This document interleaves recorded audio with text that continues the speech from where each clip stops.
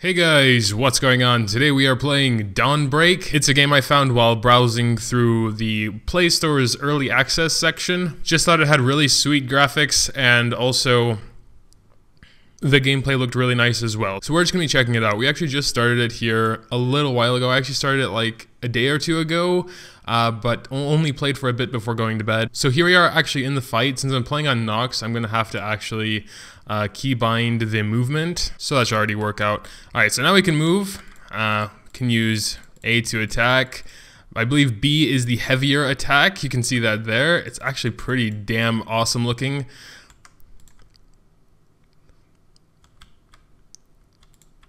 I mean, mobile games have come so far. I know I've played a few other really good looking games like, well, King's Raid is one of them for sure. Hit, I believe it was called. I think it was Hit. Heroes of Incredible Tales it was called. That was a really good looking game as well. And also there was one other, but I keep forgetting the names because it was quite a long time ago I played them, maybe a year or two ago. So, but this one in particular I felt looked really nice, and it's more of an action RPG, so not so much autoing, even though you can auto. I'm gonna let them do their own thing for a while. I'm not sure if there just isn't sound yet because it's still in early access, or if there's something wrong with my Nox. I'll try restarting it after this battle here. Just wanted to quickly show off the gameplay a little bit. I don't hear anything out of my headphones, but OBS seems to be picking up some desktop audio. Apparently they added delayed maintenance, which didn't affect me at all, but let's go ahead and collect these cards here. We can also check out how the summoning works. Okay, so apparently those two tickets were specifically for Hilda and Phelan, sorry if I mispronounced everything again. We're just gonna go ahead and try it. I assume it's RNG, so unfortunately, I don't think anyone does that better than King's Raid currently, where you can just straight buy the heroes you want with rubies, and I don't know why more people don't do that. Okay, well, looks like we got some crystals for her, used to exchange rewards in the event shop, so maybe we can buy her that way, sort of. Oh my lord, so we got like 100 of those shards, and for 5 pieces of her, you need 1,500, so I don't know, first impressions wise, she seems very hard to get, and probably pretty expensive. We can do one more draw. I think we got 2 things for that draw though, so maybe you always get those crystals. Yeah, we got 100 more crystals. And 5 pieces for a different character. Got some daily login stuff, top-up bonuses, which is pretty common to see. So a lot of things you can buy if you decide to not go to the free-to-play route. I'm sure it can be free-to-play like most of these free-to-play games can. You'll just typically be at a disadvantage. Got a 7-day login, so lots of free rewards to start off with, which is pretty cool to get it started. We also have a carnival here. It just looks like more rewards. These are for leveling up. These are for going through the adventure mode. These are for reaching certain levels of power. It looks like this may be like a starter thing, and I'm not sure if you actually only have 5 days to reach all these thresholds, but that could be a little bit manipulative if I understand everything right. So like, you know, all these rewards last for 5 days. If you don't get at least this strong in those 5 days, then you miss out on rewards. That could definitely push people into spending money to get stronger faster, so that's a tactic I don't really appreciate, to be honest, but again, it is very common. Doesn't mean it's right, but it's common. Anyway, let's go ahead. We actually have 2 characters. We have that gunslinger you saw firstly, and then we can actually switch characters to the other one. I believe we do that with this button. Alright, there's our like wizard, priest, mage thing. Oh, well, she also attacks, but she has like some bigger AoE spells as well. That looks actually really cool. I mean, you know how these mobile games usually are is, yeah, it'll be cool to like move around themselves and use their skills themselves where you want them, but ultimately you're probably just going to be autoing for most of it, is my experience at least. There is usually, eventually, some content where you're going to be like, okay, I probably need to control them myself and do it like that, so that's cool. But I think for the most part, you will just be autoing, so. And you know, a lot of these games are very similar. Like, I'm already noticing a lot of similarities between this and many others I've played in the past. The thing that really separates them are the little things, like energy recharge, the different types of content. So like, the gameplay, the base structure is always very similar, but there are the little things that separate them. Like for King's Raid, one of the biggest things for me was the fact you could save up your rubies and you can buy the hero you want. There's no real RNG there. Of course, the RNG comes down to unique weapons then, but you don't really necessarily need unique weapons for a lot of the heroes, and even then you can choose which unique weapons you get in some situations as well, like Arena. You can save up your tokens and pick a... Okay, I'm sorry, this video isn't about King's Raid, it's just, of course, that's been my main game for a while, so I have to make comparisons like that. We got another perfect without actually having to do anything. Alright, so you've seen the gameplay. Again, the graphics do look really nice. I want to go through the rest of the game, checking it out, checking out what else is there about it. It's still in early access, so I mean there could be some weird things.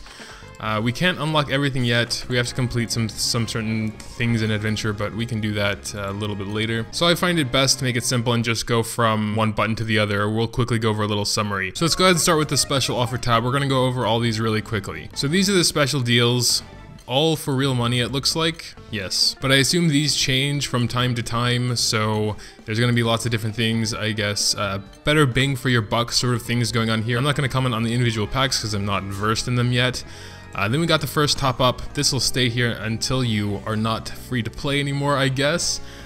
You'll get these rewards. You could probably top up for like 99 cents if you just want to get that away. We have the 7-day login, which will also go away once you do the 7 days. Carnival is another thing that looks like it should go away after 5 days of playing, regardless of if you've completed everything or not. The daily boon tab, I suppose, won't go away at all. This is the hub for your daily login, your top up bonuses. Looks like this is maybe a weekly reset. Jeez. And then down here, when you're topping up massive amounts, you can get the heroes. So yeah, you know, it's kind of pay to win so far from what I can see.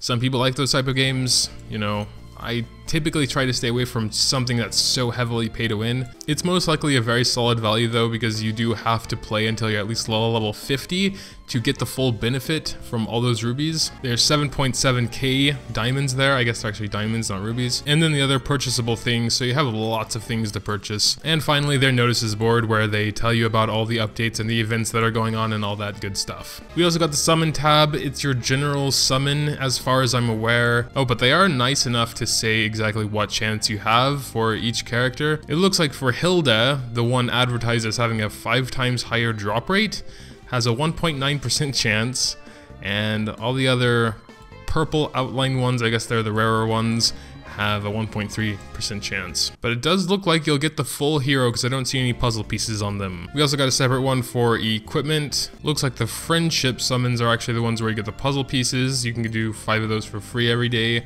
And I guess more for free depending on your friend activity. I'm not sure what exactly you have to do there. And then here's the basic hero summon. You can see everyone has a certain chance, 0.5% for 3 stars. I kind of assume you can get them up to 6 stars since the other stars are kind of grayed out there. But probably natural 3 stars are just going to be naturally better than natural 1 or 2 stars. So then we have the hero section over here. We can check out the heroes we currently have. There are all these locked ones as well. I'm not sure if these are like the only heroes in the game. Maybe there are some special ones not in this locked list. Here you can do a lot of things for your dudes. You can train them. So we're going to try that real quick. We're just going to do auto add. Hit OK, and then he levels up to level 2. Equip is very similar to King's Raid, in fact almost identical, but it's almost identical in a lot of games, so it's hard to say anyone copied anyone, because it's just, that's like the general thing. Okay, so we're putting those crystals into it. So you can use crystals or other armor, so those are like enhancement crystals if we're going to compare it like that. But there's also another way to upgrade them, which is Forge. I guess you can put the same thing in there and get their stars up, which is exactly the same, except in this case, there is no actual forge, it's just a button. Can't check out skills or spirit yet, and we got costumes as well. What will usually set this game apart from other games is the later content, like how the guild system works, what trial is, what challenge is. I assume a lot of these mobile games are purposefully so similar to each other, at least in the beginning, so people are familiar with how they're working and can figure out all the details later about what makes them unique in their own respects. So besides those buttons we can't access, we also have backpack down here, which just shows everything we have. We also got the quest tab down here. Let's check on that. So these are like more daily quests, I guess. We also have the exchange button down here, which is a shop for other currencies besides USD. There seems to be several different currencies. We of course have the most premium currency, diamonds.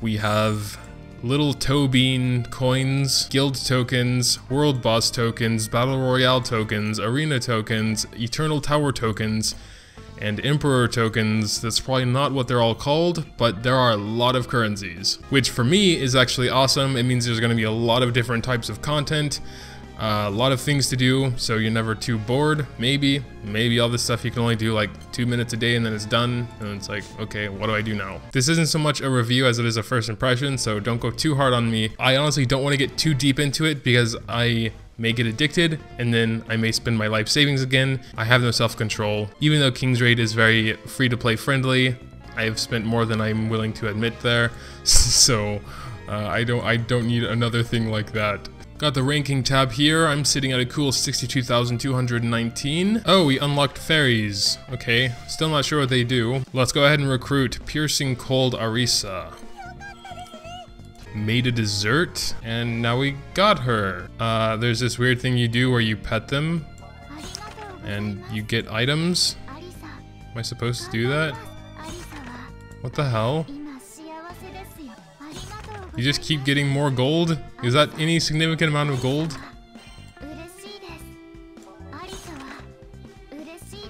And 2 skill books. Oh, I see down here we have like 2 pets left. I'm gonna go ahead and pet her as well. I feel a little bit awkward, to be honest. Just, I don't know why. Thankfully, you can still pet them even if you have 0 pets left. You just won't get any rewards. So if you just want a waifu petting simulator, then you can have this as well. But they are kind of fairies, like little, never mind. Alright, so we actually have a dedicated fairy button where they can actually help out in battle. Okay, it looked like it really did something pretty cool. Look at that. That's like its ultimate attack, it looks like. And my gunslinger dude is doing fine by himself as well. We're gonna... Why? No. Let's check out the fairy. Blast again. Kaboom! They all died back there, I think. I mean, we also have, I think, this special thing here. The sword. It's kind of going up too slow for me to ever make use of it, because the levels are always finished before I can use it. See, there goes the boss. Not done yet. I wanted to check out what that is. We also have a dodge button though. That's pretty cool. But yeah, that'll pretty much do it for my first impressions. If you want to see more of this game, leave a like down below. If we hit like, I don't know, 200 likes, maybe I'll do another video going more in depth after playing it a bit more. I know 200 likes I don't usually get, so that's kind of why I kind of don't really want to go ahead for my previous mentioned reasons. But if you're personally curious to hear my thoughts on the later stuff like Trial, Challenge, and Guild, then leave a like down below and I'll go for it. I'll just try and have a little bit more self-control and be a free-to-play player. I can do that. I think. Anyway, thanks guys as always for watching. Leaving a comment down below with your thoughts, always good. Leaving a like is also good if you happen to enjoy and or want to see more in the future. Thanks, as always, for watching, and until next time.